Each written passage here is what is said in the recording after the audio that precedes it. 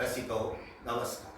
गीतांजली विविध ह्या संचातर्फे मी दीपक खरे आपल्या सर्वांचे मनापासून स्वागत करतो.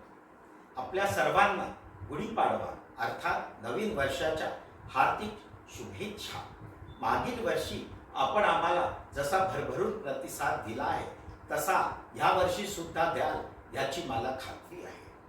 रावणाचा पराभव करून प्रभू श्री रामचंद्र चैत्र शुद्ध प्रतिपदेलाच अयोध्येस परत आले होते. म्हणूनच आपण सर्वजण गुढी उभारून हा सण साजरा करत असतो.